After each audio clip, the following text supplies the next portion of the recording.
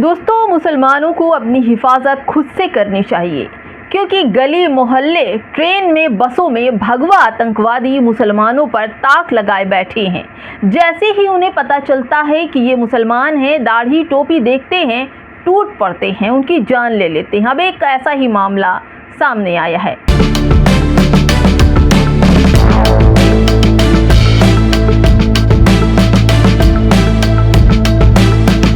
दोस्तों नमस्कार, आप देख रहे हैं बामसिफ न्यूज़ और मैं हूं आपके साथ शैला। दोस्तों, गोश्त की एक दुकान थी जो बजरंग दल के कार्यकर्ताओं ने दुकान पर पहुंचते हैं, धमकी देते हैं और कहते हैं कि यहां पर 98% हिंदू हैं, यहां गोश्त नहीं बिकेगा। मलिकपुर में बहुत मूल्य है, वहां जाकर बेचो। सिर्फ मुस्लिम होने की वजह से लोगों को रोजगार से बेदखल करने की कोशिश की जा रही है। खुलेआम धमकियां और धार्मिक पहचान के आधार पर कारोबार रोकने पर दबाव डाला जा रहा है। क्या यही कानून का राज है? क्या यही सब कुछ मुसलमानों के साथ हो रहा है? पहचान, धार्मिक देखकर उन पर हमले हो रहे हैं, उनके कारोबार को नष्ट किया जा रहा है।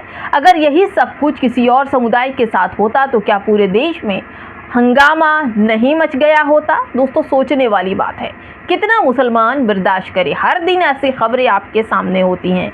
मुसलमानों के साथ हो रहा है बहुत बुरा, पर मालूम है कि सरकार भी खामोश, कानून भी खामोश। दोस्तों, एक खबर मुगलसराय से, पंडित दीनदयाल उपाध्याय जंक्शन पर, उत्तर प्रदेश में।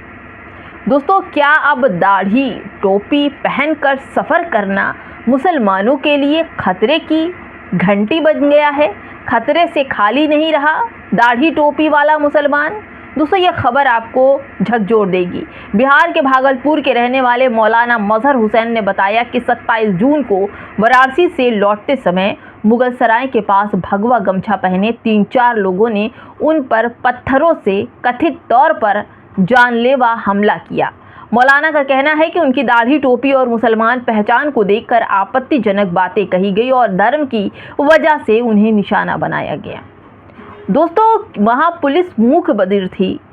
दोस्तों, आखिर पुलिस कानून की हिफाजत क्यों नहीं कर पा रही है? गंभीर रूप से घायल मौलाना ने वीडियो बनाकर मुगलसराय जंक्शन पर उन पर जो कुछ हुआ वो बताया।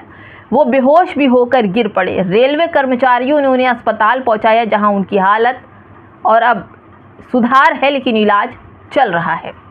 आखिर किस मुसलमान को सिर्फ उसकी पहचान की वजह से निशाना बनाया जा रहा है? क्यों यह पूरे देश के लिए गंभीर चिंता का विषय नहीं बन रहा है? दोषियों की जल्द गिरफ्तारी आखिर क्यों नहीं होती है? सख्त कार्रवाई आखिर क्यों नहीं होती है? हर जंक्शन पर मौलाना तौसीफ हो या अन्य हो, उन पर हमले हो रहे हैं। ट्रेन में मुसलमान सुरक्षित नहीं।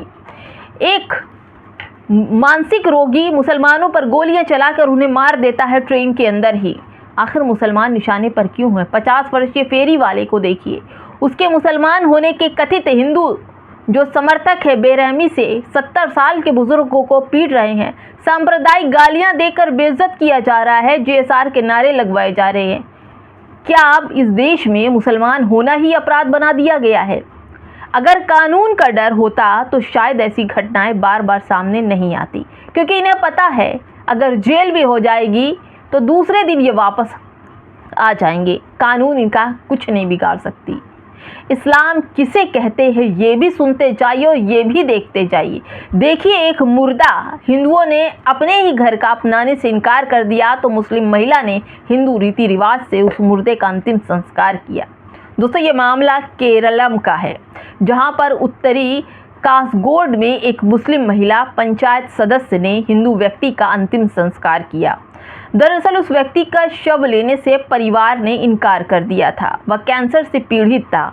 64 वर्षीय नारायण मंजेश्वर ने, जो चिरीगुरु पाड़ू के रहने वाले थे, उनका गुरुवार को कोझिकोड सरकारी मेडिकल हॉस्पिटल में निधन हो गया। वे इस 1 महीने से कैंसर से एडवांस स्टेज का इलाज करा रहे थे और वहीं उनकी मौत हो गई। दोस्तों परिवारजनों को ये लगा कि कहीं ऐसा ना हो कि इनकी बीमारी मुझे भी लग जाए, इसलिए वो हॉस्पिटल से उनके शरीर को लेकर नहीं गए। कासगोड़ा जिला पंचायत की डेवलपमेंट चेयरपर्सन इरफाना इकबाल ने बताया कि नारायण लगभग 1 महीने से यहां एक दुकान के बरामदे में कमज़ोर हालत में मिले थे। एक वार्ड सदस्य ने उन्हें इस मामले की जानकारी दी थी तो वही इरफाना ने उन्हें उठाकर हॉस्पिटल पहुंचाया। उन्होंने कलेक्टर और जिला चिकित्सा अधिकारी को सूचित भी किया कि उन्हें एक मतलब कि चैरिटेबल फाउंडेशन के जो वॉलंटियर्स हैं उनकी मदद से उन्हें प्राथमिक जांच कराई जाए, मतलब उनका इलाज कराया जाए, उनको अस्पताल में भर्ती कराया जाए और असल में उनका इंतज़ाम भी किया गया, उन्हें हॉस्पिटल में भर्ती भी कराया गया। 1 महीने इलाज के बाद उनकी मौत हो गई। मौत के बाद परिजनों ने उनके शव को लेने से इनकार कर दिया, इसलिए क्योंकि वो काफ़ी समय से बीमार थे। इरफाना इकबाल ने कहा कि शुरू में हमने उन्हें ट्रस्ट द्वारा चलाए जा रहे वृद्धाश्रम में भेजने की योजना बनाई, लेकिन उनकी हालत बहुत गंभीर थी और उन्हें 4थे स्टेज का कैंसर होने का पता चला था। घर वालों ने निकाल दिया था, इसीलिए हमने उन्हें कोझिकोड मेडिकल हॉस्पिटल कॉलेज था उसमें भर्ती कराया गया था, जहां उनकी मौत हो गई। मौत के बाद परिजनों ने उनके शव को लेने से इनकार कर दिया। अब आप ही बताइए दोस्तों, इन मुस्लिम महिला को क्या मौत का डर नहीं, क्या बीमारी का डर नहीं? लेकिन फिर भी उन्होंने रिश्तेदारों को सूचना दी, लेकिन वे शव लेने से तैयार नहीं हुए। हालांकि उन्होंने इरफाना को शव लेने और अंतिम संस्कार करने की अनुमति दे दी। लेकिन ये सोचिए दोस्तों, मुसलमान जब कोविड चल रहा था तो मुसलमानों ने कोविड में सड़ रही लाशों को कंधे पर उठाकर अंतिम संस्कार किया था। दोस्तों वो दौर था जब मुसलमान कोविड में अपने घर से निकलना, लोग सोचते थे कि कोविड में अगर ज़रा भी कोविड की हवा लग जाएगी तो हमें भी कोविड हो जाएगा, लेकिन मुसलमानों ने अपनी जान की परवाह ना करते हुए हिंदू धर्म रीति रिवाज से हिंदुओं के सड़ते हुई लाशों को कंधे तक उठाकर उन्हें शमशान घाट तक पहुंचाया। ऐसी कई वीडियो आपके सामने आ रही होगी। दोस्तों आपको बताओ, कुंभ मेले में भगदड़ मच गई, यहाँ तक कि आश्रमों के दरवाजे जब बंद हो गए, आश्रम खुले नहीं कि लोग भगदड़ वाले जाकर वहाँ अपनी जान बचा सके, तो वही मस्जिद, मदरसे, स्कूल, मुस्लिम स्कूल, मुसलमानों के घर अपने भाइयों के लिए खोले गए। उन्हें वहाँ विश्राम कराया गया, उन्हें दवाएं दी गई, उन्हें खाना दिया गया। घर में रोटियां बना बना के मुस्लिम महिलाओं ने अपने मेहमानों को खिलाई।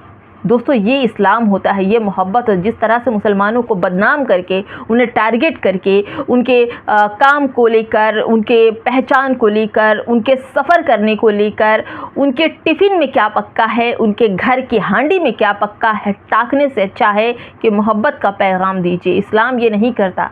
कोई भी ऐसा वीडियो आप बताइए जहाँ पर मुसलमानों ने पकड़कर किसी से ज़बरदस्ती आई लव मोहम्मद कहलाया हो, या कलमा पढ़ाया हो, या अल्लाहू अकबर पढ़ाया हो, कोई ऐसी वीडियो नहीं दिखती। लेकिन हाँ, कुछ मानसिक रोगियों की वीडियो रोज़ सामने आती है जो सौहार्द को ख़राब करते हैं, और प्रशासन आंख बूंदे बैठी है क्योंकि उन्हें पता है वो तो सिर्फ वोट चाहिए उनको। यही 36 किस्म के जो लोग हैं जो भगवा गमछा गले में डालकर आतंकवाद फैला रहे हैं, यही वोट के लिए लोगों को डराते हैं, धमकाते हैं और एक पार्टी को वोट दिलाते हैं। ऐसे में सवाल होता है कि क्या देश ऐसे में विकास करेगा? जिस तरह से ये चल रहा है दोस्तों, इसकी भनक बाहर के मुल्कों में भी है, और भारत के नरेंद्र मोदी का जो डंका बाहर के मुल्कों में बज रहा था, अब वो फट चुका है। फटने के बाद नरेंद्र मोदी की ऐसी फजीयत हो रही है कि वो जहाँ जाते हैं झूठा इनाम लेकर आते हैं, उसमें भी स्पेलिंग मिस्टेक हो जाती है। अब आप सोचिए दोस्तों, देश संभाला नहीं जा रहा है और चले हैं इनाम लेने। ये हो रहा है दोस्तों, मुसलमानों को ढूंढ कर पहचान से उनकी लिंचिंग, GSR के नारे लगवाए जा रहे हैं। क्या कहेंगे, क्या इससे देश का माहौल ख़राब नहीं हो रहा है? कमेंट में ज़रूर बताइएगा। नमस्कार।